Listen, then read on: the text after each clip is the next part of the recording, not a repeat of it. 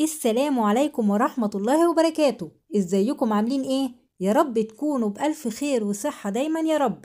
الحر والصيف محتاج حاجة حلوة وساقعة تطري على القلب. هعمل ان شاء الله وصفة حلوة قوي والكل بيعشقها.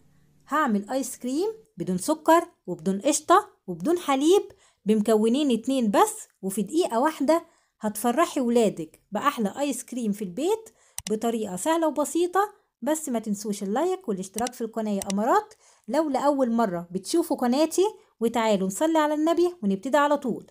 اللهم صل وسلم وبارك على سيدنا محمد أفضل الخلق وعلى آله وأصحابه أجمعين. أول حاجة معايا كمية من الموز، ودول حوالي كيلو ونص، وده أول مكون معايا اللي هعمل بيه الآيس كريم. هجيبه وأقطعه بالشكل ده. الموز بيخلي قوام الايس كريم حلو قوي، وفي المطة الحلوة بتاعة الايس كريم. هحطه في كيس تلاجة وافرزه في الفريزر، ولازم الموز يكون مجمد علشان لما نيجي نضربه في الكبة يبقى قوامه كريم وناعم زي الايس كريم اللي بنشتريه من بره واحسن. يبقى المكون الرئيسي هو الموز. معايا هنا فاكهة هقطعها وافرزها برضو علشان هستخدمها مجمدة. هقطع الفراولة والمانجا والكيوي طبعا بعد ما غسلتهم الأول، وهحطهم في أكياس تلاجة وافرزهم في الفريزر.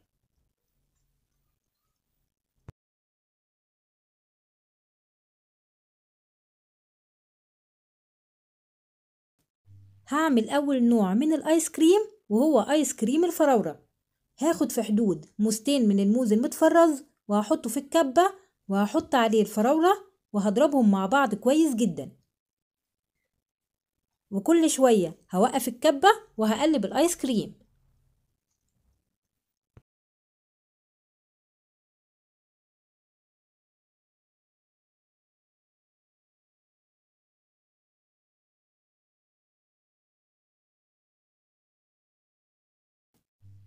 شايفين المطة الحلوة بتاعة الآيس كريم؟ ما شاء الله. هحطه في علبة تلاجة وهدخله الفريزر وهسيبه لحد لما يجمد ويتماسك.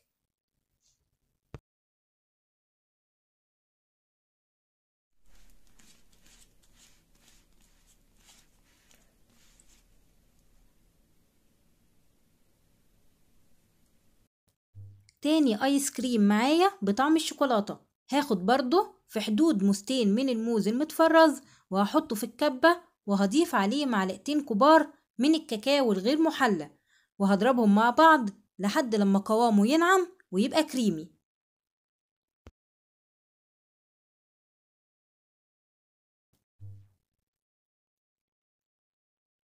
وهفرغه في علبة تلاجة وهدخله الفريزر لحد لما يتماسك.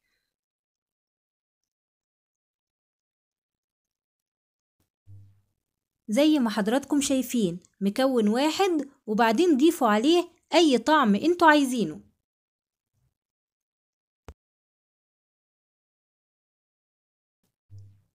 تالت آيس كريم هيكون بطعم المانجا. هعمله بنفس الطريقة. هاخد موز متفرز وهضربه في الكبة مع المانجا المجمدة وهضربهم مع بعض.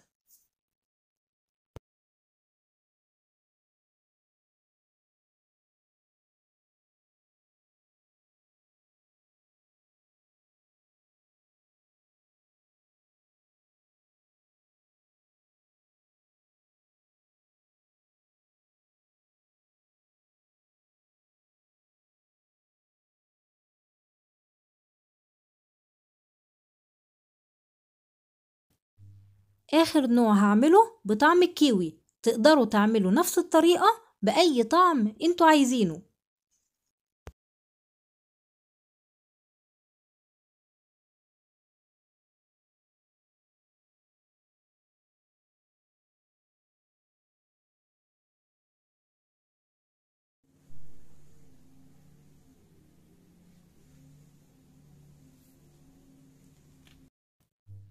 هقدم الايس كريم في اطباق ما شاء الله شكله تحفة وطعمه حكاية.